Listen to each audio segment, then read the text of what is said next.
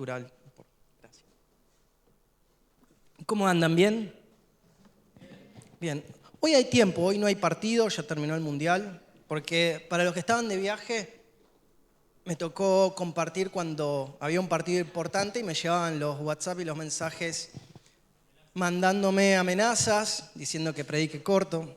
Yo les había dicho, voy a predicar, como decía el apóstol Pablo, dice que disertaba largamente. Me hacían, no, una broma, pero me decían corto y al pie. Pero llegamos a hacer todo, a compartir ese día la palabra, el mensaje, a ver el partido que ganamos, no me acuerdo contra quién fue, y todas esas cosas. Bueno, hoy el mensaje que tengo a ver si está el título por ahí, y mi anhelo y mi deseo es que en un momento de una de las canciones estaba y decía la presencia de Dios y anhelar la presencia de Dios. Acércate a Jesús, que nos podamos acercar cada vez más a Jesús y que podamos ser practicantes de su presencia, que podamos anhelarlo, que podamos buscar su presencia cada vez más, desear que se despierte algo en nosotros, la presencia de Cristo. Y no como siempre Gustavo nos enseña los beneficios, que si bien vamos a ver los beneficios de ir a su presencia, pero como oraba hace un rato Moisés que decía, si tu presencia no ha de ir conmigo, no me saques de acá, me quedo acá, no quiero entrar a la tierra si tu presencia no va. Y él no quería la tierra prometida, los beneficios, la bendición de Dios. Si bien hoy vamos a ver que a partir de su presencia hay un montón de beneficios, de bendiciones, como lo quieras llamar, pero que podamos anhelar cada vez, buscar, como viene hablando Gustavo en los audios y nos viene predicando, la persona de Cristo, la presencia de Cristo. Amén, vamos a orar una vez más, así Dios se mueve a través de su palabra. Señor, te damos gracias en esta noche por permitirnos, Señor, llegar, acercarnos, venir, Señor, a escuchar tu palabra. Te pedimos que haga raíz en mi corazón, en nuestros corazones, en aquellos que también están escuchando por las redes, que pueda ser una tierra, Señor, donde tu palabra produzca fruto, Señor. Te pido que uses mi vida, que uses cada versículo, cada mensaje, cada pasaje, Señor, y que pueda transformar nuestras vidas, que podamos ser buscadores de tu presencia en todo momento, en todo lugar, en todo tiempo. No la dádiva, Señor, sino tu presencia por tu persona misma, Señor. Bendigo este momento, te lo entrego en tus manos, Señor, y usa mi vida para tu gloria, Señor. En el nombre de Jesús, amén. Entonces, como le decía, que podamos anhelar, practicar, desear, buscar la presencia de Dios. Ahora, ¿cómo hacemos para anhelar, para buscar esa presencia? Bueno, una de las cosas más importantes es conocer la palabra y saber quién es Él. Ahí vamos a poder ver realmente quién es, su beneficio y ver sus atributos, ¿no es cierto? También, a partir de su presencia, vamos a ver un montón de características, y la otra vez hablaba Reggie, esa palabrita, también que me encantó, ver los atributos de Dios. ¿Y cómo los vamos a conocer? A través de conocer su palabra, a través de su presencia, de la circunstancia que estamos viviendo. Y hay un montón de atributos de Dios, desde el comienzo de la Biblia hasta el final. Misericordia, el amor, la justicia, la providencia, sanidad, de Dios como proveedor, como quien lucha por nosotros. Hay un montón de características y atributos de Dios, estamos llenos. Alfa, omega, principio, fin, el siervo, un montón de cosas. Y ¿saben qué? Para conocer, me acuerdo una vez cuando vivíamos con José, para conocer los atributos tenemos que conocer la palabra y ahí están todas sus características. Me acuerdo que una vez estábamos comiendo picante y decimos, che, estamos comiendo un montón, ¿no nos irá a caer mal tanto picante? Y empezamos a ver unos videos, pero no de cualquiera, de médicos, de personas que eran entendidos en el asunto. Y decía que al final el picante hacía bien a la circulación, hacía bien al corazón, era beneficioso para esto, para aquello. Entonces uno tenía la consigna de que el picante, bueno, ¿qué te puede suceder? Que pierdas un poco la sensibilidad y cuando comas algo exquisito le quieras meter picante y no tengas los sabores bien definidos. Pero al final descubrimos y vimos videos, nos informamos que el picante tenía un montón de atributos. ¿Qué quiero decirte con esto? Bueno, a medida que nos sumergimos en las Escrituras, vamos a ver esos atributos y esas características de Dios. Y que hay beneficios cuando buscamos su presencia. Vamos a ver Eclesiastés 8:3, que dice, y uno de sus atributos es ser un rey, y no un rey cualquiera, rey de reyes. El pueblo de Israel, como sabemos, tenía un monarca, tenía un rey. Muchos también gobiernos a lo largo de Europa tienen monarquía, tienen rey todavía, mantienen ese sistema, tal vez en Asia, ¿no es cierto? Y todavía sigue habiendo reinado, pero un rey natural va a dirigir al pueblo con sus buenas cualidades, con malas, pero naturalmente. Ahora, qué buen atributo y característica que dice la palabra de Dios, que Él es rey, pero rey de reyes. Está por sobre estos reyes naturales, sea los que conocemos, rey David, Saúl, todo el listado de Acaz y todos los reyes y los que hay y ha habido en la historia, pero Él es rey de reyes. Entonces, este es un atributo que cuando vamos a la presencia de Dios y buscar su presencia, sus beneficios, vamos a obtener esos beneficios de Él como rey, como soberano, un gobernador. Y la palabra de Dios con respecto a la presencia que hice en Eclesiastés 8:3. Veamos. No te apresures a irte de su presencia, ni en cosa mala persistas, porque Él hará todo lo que quiere. ¿Y de la presencia de quién? El anterior versículo, a ver si lo tenés, Shiva, ahí, que dice, te aconsejo que guardes el mandamiento del rey y la palabra del juramento de Dios. Entonces, ¿de la presencia de quién está hablando? Para ponernos en contextos, del rey y de Dios. No te apresures a irte de su presencia. Entonces, un atributo de Dios y que es Jesucristo es Rey de Reyes. No te apresures a irte cuando estás con Él, cuando estás con Jesús, cuando tenés ese tiempo de oración, venís. No te apresures a irte. Y esto nos va introduciendo, si están anotando y si querés ahí agendar, el beneficio número 1. Vas a tener el favor del Rey. Cuando vayas a estar en la presencia de Dios con Jesús, vas a tener el primer beneficio que le puse, el favor del Rey. Y vamos a ver Esther 4, del 7 al 11. Y aquellos que por ahí no escucharon la historia, son varios capítulos, se los sintetizo para que puedan entender esta parte del contexto.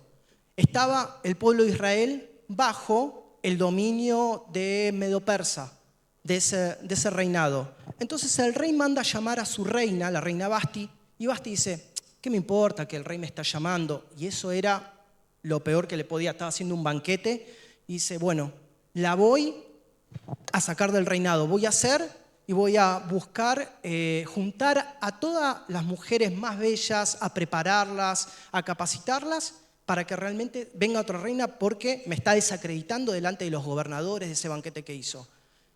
En resumen, aparece esta judía, estaba el pueblo de Israel bajo la cautividad de los medo-persas, y esta judía, Esther, empieza a ser preparada y a ser instruida en todo para estar en un momento con una elección que se iba a ver entre un montón de princesas para ver quién iba a ser la reina. Y ella era huérfana y la cría su tío Mardoqueo.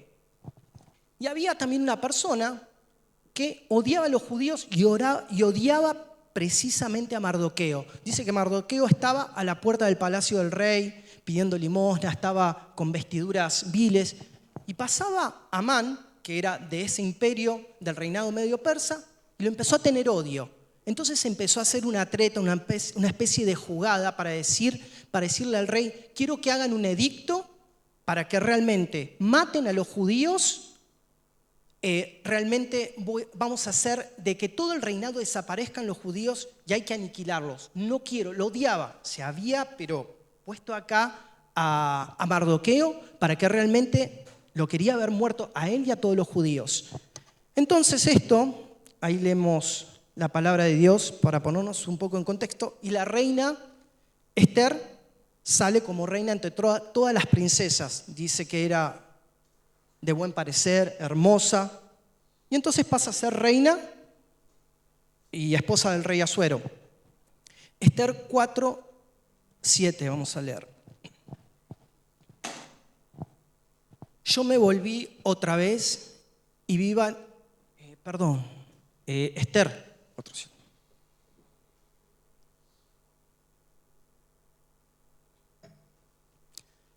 Entonces Mardoqueo dijimos que era el tío de Esther, y Mardoqueo le declaró todo lo que había acontecido y le dio noticia de la plata que Amán, el que quería matar a todo el pueblo judío, había dicho que pesaría para los tesoros del rey a cambio de la destrucción de los judíos. Siguiente. Le dio también la copia del decreto que había sido dado en Susa para que fuesen destruidos, a fin de que la mostrase a Esther y se lo declarase. Y le encargara que fuese ante el rey y a suplicarle y a interceder, acuérdense esto, a suplicarle y a interceder delante de él por su pueblo. Siguiente. Vino Atac, que era el siervo de Esther, y contó a Esther las palabras de Mardoqueo. Entonces Esther dijo a Atac, ¿qué le dijiste a Mardoqueo? Siguiente. Todos los siervos del rey y el pueblo de las provincias del rey saben que cualquier hombre o mujer, hasta ahí nomás. Entonces, para aclararles esto, viene y ya estaba un edicto para matar a todos los judíos, y entonces Mardoqueo le dice, anda al rey, y le dice que anda a suplicarle y anda, ¿cómo decía ese versículo? A ver si lo ponemos, el anteúltimo.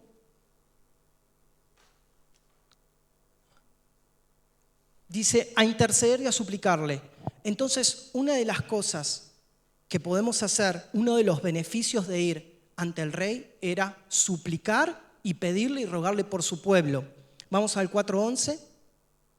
Miren lo que sucedía con un rey. No se podía estar delante de la presencia de Dios nadie si no lo llamaba el rey. Todos los siervos del rey y el pueblo de las provincias del rey saben que cualquier hombre o mujer que entra en el patio interior para ver al rey sin ser llamado, una sola ley hay respecto a él. Ha de morir, salvo aquel a quien el rey extendiera el cetro de oro, el cual vivirá. Y yo no he sido llamada a ver al rey estos 30 días. Entonces, una de las características de un rey común, terrenal, del mundo, que es permitirle y extenderle el cetro para que entre. Pero ella no había sido llamada en esos 30 días. Entonces le dice Mardoqueo, para este momento ha llegado. Si tú salvas, si no vas, ella podía morir en ese momento. Si no vas, por otro modo va a venir la salvación para el pueblo de Israel. ¿Qué te estoy queriendo decir con esto? Cuando vamos al Rey de Reyes y Señor de Señores, no es como este rey mundano, este rey humano. El Rey de Reyes y Señor de Señores siempre extiende el cetro. ¿Para qué? Para escuchar nuestra súplica, nuestro clamor, para escuchar nuestra intercesión. Entonces, el día que venimos a buscar a Dios, a buscar su presencia, venimos a interceder, venimos a suplicar, a clamar, pero no un rey humano como era Asuero, que si extendía el rey, si estaba el cetro, estaba bien de ánimo, le gustaba la reina o quería, la hacía pasar. Nuestro Rey de Reyes, Jesús, está siempre con su mano extendida. Es el rey que te dice, vení, y que podés ir a interceder, a clamar. Vamos a ver 9:25, miren cómo finaliza la historia de Esther. Mas cuando Esther vino a la presencia del rey, él ordenó por carta que el perverso designio de aquel que trazó contra los judíos recayera sobre su cabeza y que colgaran a él y a sus hijos en la horca. ¿Qué sucede acá?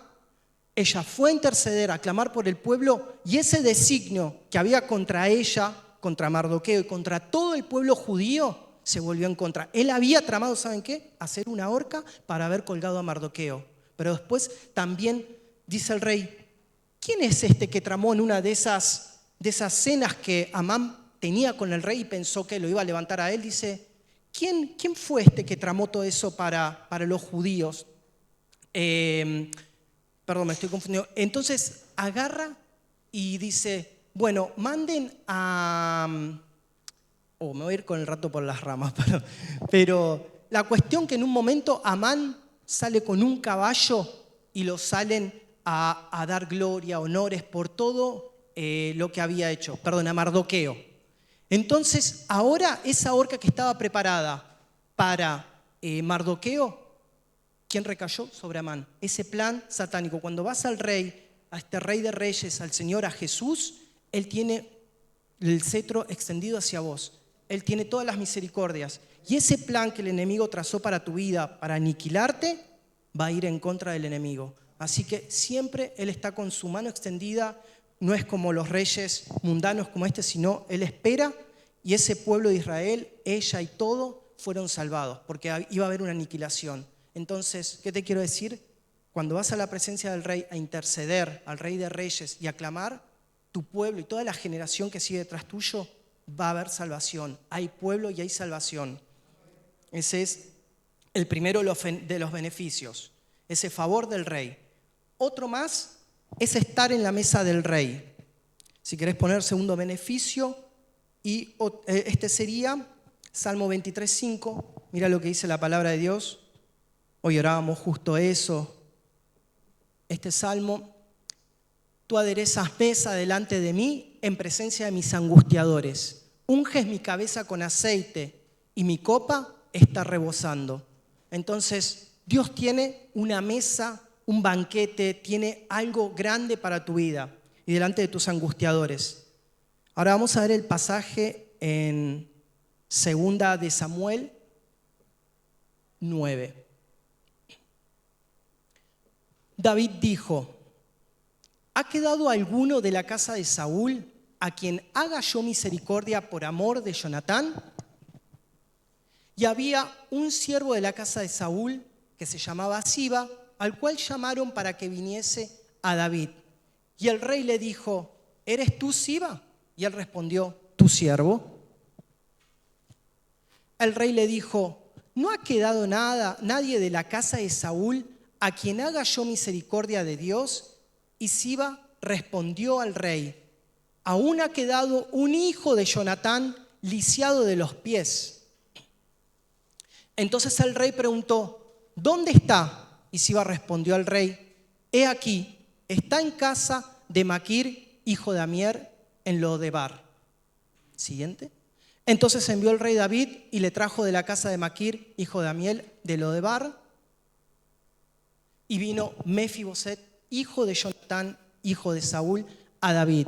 Y se postró sobre su rostro e hizo reverencia y dijo: David. Mefiboset, él respondió: he aquí tu siervo. Entonces, acá el contexto, para aquellos que no saben, Mefiboset era hijo de Jonatán, y Jonatán, hijo del rey Saúl. Y ocurre que Mefiboset era lisiado de sus pies. ¿Qué nos está queriendo enseñar acá la palabra de Dios? Que él, David como rey, manda a alguien que era lisiado, a alguien que tenía dificultades, que tenía problemas físicos. ¿Y saben cómo queda? Queda huérfano, sin su padre, queda sin su padre junto con Saúl. Dice que estaban en una guerra y mueren en frente de batalla. Y agarra a la nodriza, o sea, lo que sería una niñera, lo llevaba corriendo y cayó con sus pies, y ahí fue como que cayó con los pies y quedó lisiado a partir de ese momento. Era la edad de 5 años cuando tenía Mefiboset. Y hasta este momento no se sabía más. Entonces David dice: ¿dónde está? ¿Por qué? Porque quiero tener misericordia de él. Entonces, más adelante, la palabra de Dios dice, manda a llamar a Mefiboset. El 9:8 dice: y él, inclinándose, dijo: ¿quién es tu siervo para que mires a un perro muerto como yo? Y tenía Mefiboset, vamos al 12, un hijo pequeño que se llamaba Micaía. Y toda la casa, y toda la familia de la casa de Siba eran siervos de Mefiboset, 13, y moraba Mefiboset en Jerusalén, porque comía siempre a la mesa del rey y estaba lisiado de ambos pies. Ahí tenés de nuevo, cuando vas a la presencia de Dios, a la presencia del rey, hay un banquete. Siempre va a haber un lugar, todos los días, en todo momento, ese banquete para estar en el palacio con el rey. Imagínense que creo que tal vez cuando vemos por la televisión un reinado o un palacio, vemos que están todos perfecto, en perfecta postura, no pueden tener un error. Imagínense que no va a haber alguien lisiado como Mefiboset, tienen que tener todo, comportarse, ¿no es cierto? Entonces, para el mundo, si alguien es lisiado, sería un Mefiboset, como seríamos nosotros, porque la palabra dice, Dios eligió lo vil y lo menospreciado para avergonzar a los sabios de este mundo. Seríamos como un descarte. El mundo para su reino, para un rey, quiere lo perfecto. Y una vez que te utiliza, pensaba esto, te descarta. O si no servís para su engranaje, para su sistema, para su Babilonia, para su reino, serías un número, serías un descarte. Pero ahora me quedé pensando en esto. Cuando vamos a la presencia de Dios, al rey, y David, que tenía la característica, tenía el carácter de Jesús, cuando estaba bien, ¿no es cierto? Podemos ver a Cristo en él. Cuando no, cuando se desbandaba, mandaba a matar a niños, hacía matanzas en otros pueblos, mujeres, niños, quemaba, acribillaba. Pero cuando él estaba sintonizado con Dios, podemos ver acá el carácter de Cristo. Él se acuerda en ese banquete, mi amigo Jonatán. ¿Qué decía David de Jonatán? Su amor es más dulce que el amor de las mujeres. Muchos tomaron esto para el lado de los tomates, ¿no? Hay gente que realmente dice, David era un homosexual y bueno, ¿para qué? Un montón de cosas más. Pero era tal unión que tenía con David en amistad, en espíritu, a tal punto que en muchas ocasiones Jonatán le decía, mi papá va a ir a buscarte a tal y cual lugar. Y hacían una especie de cosas que se entendían ellos para realmente David ser ocultado, ser escondido y poder prevalecer ante Saúl que lo perseguía. Entonces acá David en ese banquete, en esa cena, como buen rey, con el corazón y el carácter de Cristo, un rey donde se nota a Jesús, dice, vengan a traer a este amigo, al hijo de mi amigo, a este lisiado. Y eso somos un poco nosotros. Somos lo vil, lo menospreciado, lo lisiado. Y que dice, tú aderezas banquete. Nosotros estamos mutilados, estamos con esos pies, llegamos con un montón de cargas, con un montón de cosas donde el mundo seríamos desecho. No serviríamos para el reino, no serviríamos para el sistema. O si serviríamos para el sistema, nos usaría y seríamos un descarte. Pero Dios, Jesús, cuando vamos a su presencia, ese rey, dice, vení, hay mesa, hay sanidad, hay restauración. Y dice también la palabra de Dios que le dio lo de los campos, todo lo que producía, puso siervos a él y a su familia. Y tenemos una mesa, todos los días tenés un lugar para estar en su presencia, en la mesa de él, y él adereza. Quiere decir que hace un banquete de comida, de su palabra de Dios, de estar con ese rey de reyes, donde no te menosprecia, y realmente ahí tenés ese banquete continuo todos los días, lo que hay en la presencia de nuestro Dios, continuo.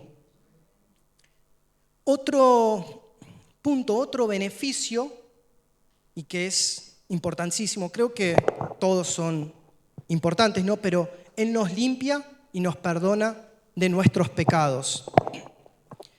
Y creo que acá se contiene básicamente el Evangelio, ¿no es cierto? Él nos dice que nos limpia. Vamos a ver la palabra en 1 de Juan, versículo 1, 9. Ahora, acá, mientras pensaba, se produce una paradoja. ¿Cómo podemos acercarnos a su presencia si tenemos pecado?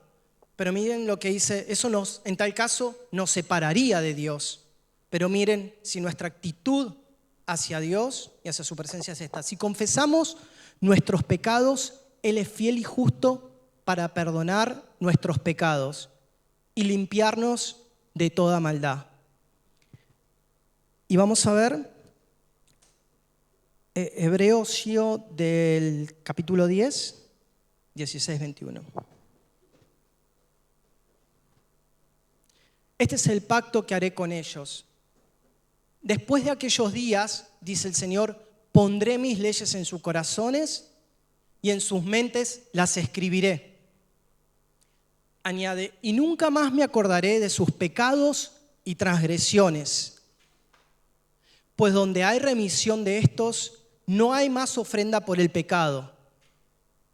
Así que, hermanos, teniendo libertad para entrar en el lugar santísimo por la sangre de Jesucristo, por el camino nuevo y vivo que Él nos abrió a través del velo, esto es, de su carne, y teniendo un gran sacerdote sobre la casa de Dios. Acá hay un montón de riqueza y un montón de cosas, de principios espirituales, de símbolos espirituales. Habla de que habló del velo, habló de la sangre, habló de pecado, de remisión de pecados, habló del sacerdote. Hay un montón de cosas que por ahí hay un montón de doctrina, de teología, de cosas muy, muy profundas. Pero lo más simple que quiero dejarte y enseñarte, dice la palabra de Dios en Juan: si confesamos nuestros pecados delante de Él, Él es fiel y justo para perdonarnos. Todo esto que está trayendo Hebreos, lo que leí anteriormente, nos vamos a ir más atrás. ¿Saben de dónde proviene todo eso? Antiguamente, lo que está diciendo Hebreos y trayendo a memoria, había que criar un cordero, llevarlo al hombro una vez por año, cargártelo, y tenías que ir y presentarlo al sacerdote. Ahí es donde proviene la palabra esta que si muchos no conocen, es la expiación. Vos tenías que criar un corderito, alimentarlo, verlo crecer, llevarlo de camino, ir pensando en todo lo que criaste a ese cordero, en qué fallaste, presentarlo a este sacerdote, como habla Hebreo. El sacerdote tomaba ese cordero para expiación, quiere decir que tus pecados, mis pecados, el pecado del pueblo pasaba a ese cordero inocente. Él ponía la mano el sacerdote, él tenía que oficiar ese sacrificio y ahí estaba el pecado en ese cordero. Y habla también, Hebreos, de que había un velo, ¿no es cierto? Estaba el lugar santo, pero entre el lugar santo y el lugar santísimo, ahí era donde el sacerdote oficiaba un sacrificio por todo el pueblo de Israel una vez al año. Y se llevaba también, eran 2 corderos. Uno podía pasar el sacerdote y uno lo largaban libremente al desierto. Esto es símbolo de que el pecado tiene que alejarse del campamento, tiene que alejarse del pueblo santo de Dios. Y el otro era sacrificado por su expiación. Entonces, alguien inocente, como ese corderito, todo el pecado del pueblo. Y eso lo podía hacer ese sumo sacerdote. Hay otra cosa que nombra el autor de Hebreos. Pero había un velo. Ese sumo sacerdote tenía que pasar al lugar santísimo una vez al año, y aquellos que no saben, tenía que ir con una cuerda y un cordón atado.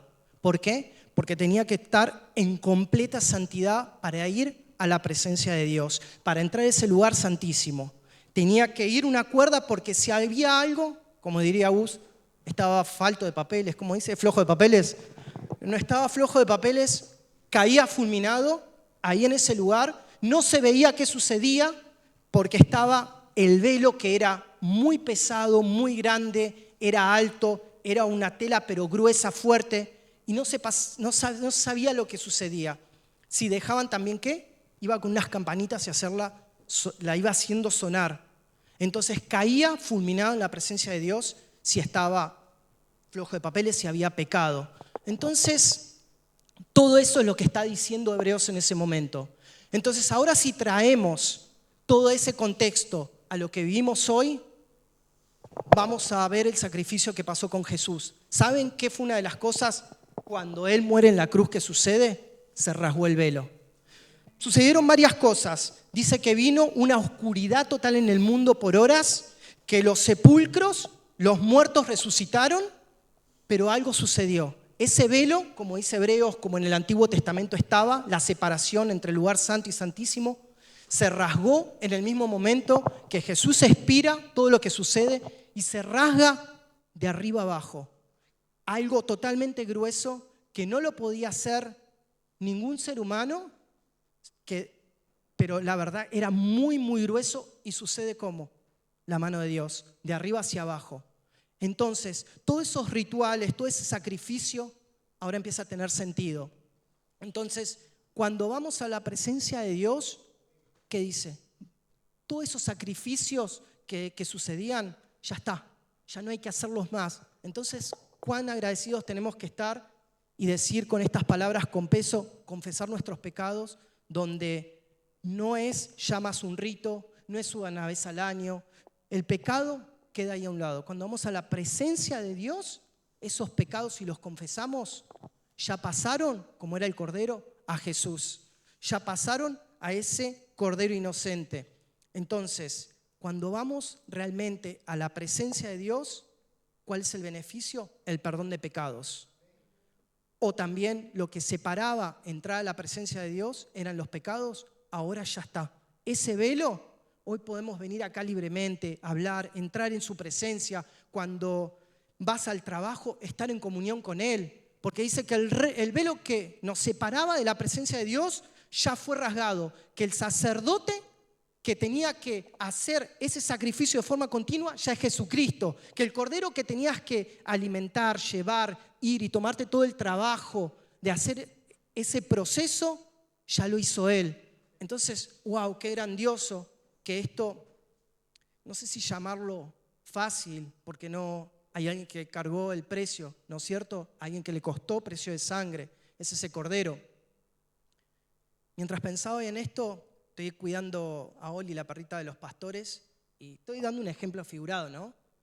Hace un mes y me encariñé y es llevarla a comer todos los días, darle la comida, llevarla a hacer sus necesidades. Te encariñás con un animalito. Imagínate a ese cordero inocente que alimentás, que está con vos y lo vas criando y después lo tenés que presentar al sacerdote para que lo sacrifique y lo veas a alguien que criaste y que te encariñaste. Entonces pensaba un poco como, wow, el lugar que tomó Jesucristo, ese amor que Él lo hizo, ese cordero inocente que es Él. Entonces era como, wow, por un momento decís, esa persona, Él dio el lugar. Entonces Él hizo el sacrificio perfecto. Y ahora ya no están más esos rituales, iglesia. Ya podés hablar, entrar, ya el velo fue rasgado, entrar a su presencia. Pero el único requisito, lo único que puede frenar es el pecado. Entonces la presencia de Dios necesita, para que entres a la presencia de Dios, mejor dicho, confesar tus pecados. Y meditar, si antes era criar ese corderito, llevarlo y pensar en tus errores, ahora es meditar dónde caí, dónde fue que fallé, cómo mi corazón se fue torciendo, el proceso de ese pecado, que no sea algo fácil, sí, Jesús perdona mis pecados, listo, que no, como que no sea un facilismo porque ya no está todo ese ritual, sino que realmente haya una meditación, una elaboración. ¿En qué estoy fallando? ¿Dónde está la raíz de ese pecado? ¿Qué es lo que me impide y me corta de entrar a la presencia de Dios? Entonces, ese beneficio es el perdón de pecados, pero que costó un precio, que ya no hay más rituales, que ya no hay más sacrificios, que es fácil entrar a la presencia y salir o estar en su presencia, no hay nada más que hacer y que podamos disfrutar ese beneficio grandioso. Y el último beneficio, si quieren apuntar, es el beneficio de la restauración. Y junto con la restauración, ¿saben qué? Está el llamado y la comisión. O sea que es algo completo. Muchas veces hemos fallado a Dios y debido a que fallamos, nos equivocamos, consciente e inconscientemente, viene un proceso que nos echa para atrás. En vez de el proceso de acercarnos a Dios para arrepentimiento, es el contrario, le fallamos, erramos, lo negamos con nuestros hechos, con nuestra boca. Vamos a ver Juan 21:15.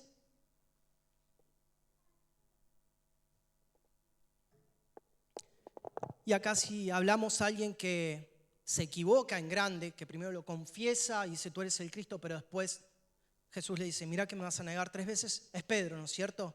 Jesús, para entrarlos ahora en este contexto, Jesús muere, resucita, lo niega Pedro como realmente el Señor le dice, y que agarra a Pedro triste, demolido, quebrado, sin esperanza, porque el Señor ya no estaba, porque no creyó en que, o no sabía, no entendía acerca del Espíritu Santo, era todo muy nuevo. Toma de nuevo las redes y va a las barcas.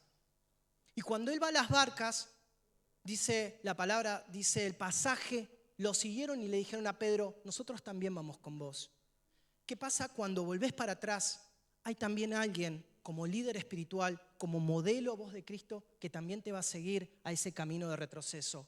No fue él solo, dice que todos los discípulos también le dijeron, Pedro, estás agarrando las redes de nuevo. Fue de nuevo al punto donde Jesús lo encontró, lo llamó, lo lo fue discipulando, lo fue preparando, donde le dijo vas a ser pescador de hombre. Entonces él vuelve a ese punto de caída o tal vez de toda esa culpa de recordar cómo lo había negado. Y cuando va él y toma las redes, dice, y lo siguieron también sus compañeros. Pasan toda la noche pescando, muy similar, y no pescan nada como cuando conoce a Jesús. Y acá Jesús, cuando lo conoce y hace esa pesca milagrosa, le dice, apártate de mí, porque soy pecador. Entonces, cuando te acercás a la presencia de Dios también, como decíamos antes, expone tus pecados, pero Él los confiesa, los entiende, se arrepiente. Entonces lleva a esto, pescan toda la noche, intentaron pescar, no pescan nada. Estaban todos los discípulos. Y en la barca, están bajando de la barca y estaba por amanecer, y a quien ven preparando un fuego que los llama y le dicen, ¿tienen algo para darme de comer? Y dice, no, no pescamos nada. Vayan y echen las redes. Y ahí empieza a revelarse y el entendimiento. Entonces, ellos se habían alejado y se estaban alejando de la presencia de Dios. Pero Jesús ahora los busca. Y ellos vuelven a entender, vuelven a buscar la presencia, se vuelve a revelar Cristo. Y le dice, tiren las redes, las tiran, pescan y se vengan. Y acá es lo maravilloso que cuando estás en la presencia de Él y te equivocaste, le fallaste, lo negaste, sea lo que fuere, Él te restaura y aparte te comisiona. Cuando hubieron comido, Jesús dijo a Simón Pedro, Simón, hijo de Jonás, ¿me amas? Más que estos, le respondió, sí, Señor, tú sabes que te amo. Él le dijo, apacienta mis ovejas. Siguiente. Volvió a decirle la segunda vez, Simón, hijo de Jonás, ¿me amás? Pedro le respondió, sí, Señor, tú sabes que te amo. Le dijo, pastorea mis ovejas. Le dijo la tercera vez, Simón, hijo de Jonás, ¿me amas? Pedro se entristeció de lo que le dijese la tercera vez, ¿me amas? Y le respondió, Señor, tú lo sabes todo. Tú sabes que te amo. Jesús le dijo, apacienta mis ovejas. Hasta ahí nomás las palabras de Dios. Entonces, ¿cuántas veces Dios nos está diciendo, vení a mi presencia de nuevo? En vez de, no vuelvas a las redes, porque si vas a esas redes, te va a seguir persona, sos un modelo, vas a seguir de nuevo a ese lugar de frustración. Pero Jesús está diciendo, vení de nuevo a mi presencia, vení que en mi presencia hay restauración, vení que en mi presencia también hay comisión. Ahora, de una forma rápida, casi instantánea, porque en muy pocos días después Pedro iba a estar predicando a multitudes, lo iba a estar restaurando de una forma maravillosa y poderosa. Entonces, en la presencia de Él también hay restauración. En la presencia de Él, así como cantamos hace mucho, no me acordaba, al estar en su presencia sé que hay restauración. Entonces, muchas veces vas a tener que ir a la presencia de Dios para que sane esas heridas del pasado, esas heridas que traes, para que cicatricen. Pero ahí es donde, como decía Reggie, el Señor no te da una aspirineta con sabor dulcecito. Agarra y te va a limpiar la herida. Para que cicatrice, primero hay que sacar todo lo que hay en la herida, hay que pasar tiempo con Él y Él te va a restaurar y te va, no solo eso, a comisionar. Entonces, también si hay algo donde fallaste, donde quieras volver a las redes, donde quieras decir, voy a volver al pasado, voy a volver porque ya no tengo esperanza, Jesús te está esperando ahí. Él estaba con el fuego y dice que puso panes y peces y le dice estas palabras maravillosas. Básicamente, en síntesis, Pedro, te perdono, te restauro y te comisiono para que guardes a mis ovejas, para que lleves adelante el propósito que yo tengo para vos. Entonces, lo que nos está diciendo el Señor, que busquemos de su presencia y todos los beneficios. Hay un montón. Si agarramos la palabra de principio a fin, están las bendiciones, los beneficios, todo lo que Dios tiene cuando vamos a su presencia. Pero que podamos, creo que en este tiempo Dios nos habla de enamorarnos de su presencia, de la persona de Cristo, ¿no es cierto? No tanto de los beneficios y decir, como decía Moisés, si tu presencia no viene conmigo, no me envíes. Que podamos decir eso. No importa las bendiciones, la tierra prometida. Quiero tu presencia. Y en la presencia de Él hay plenitud de gozo, restauración. Está el rey esperando con el cetro para que entres a su presencia y salgas, no como un rey humano, carnal, mundano, sino que están todos estos beneficios para tu vida y que te puedas apropiar, que puedas creer por medio de la fe en todo eso. Amén. Señor Dios, Padre, te entregamos, Señor, este momento. Te pedimos que puedas hablar, Señor, a nuestro espíritu, que puedas, Señor, sanar por medio de tu palabra, que pueda tu presencia volver a nosotros. O nosotros, Señor, mejor dicho, ir a tu presencia. Tú estás, Señor, ahí fuera de la barca esperando con los panes y los peces para restaurarnos. Tú estás, Señor, como un rey soberano, poderoso, con el cetro extendido para que vayamos en un clamor por nuestras vidas, por nuestro pueblo. Tú estás, Señor, Padre mío, Dios mío, como un rey que nos prepara mesa, Señor, con aderezo, con riquezas, con comida, con alimento. Señor, y que no te fijas, Señor, Padre, si somos lisiados, si hemos tenido, Señor, algo fallado, algo que estemos mal, Señor. Tú no miras, Señor, eso, sino que preparas la mesa.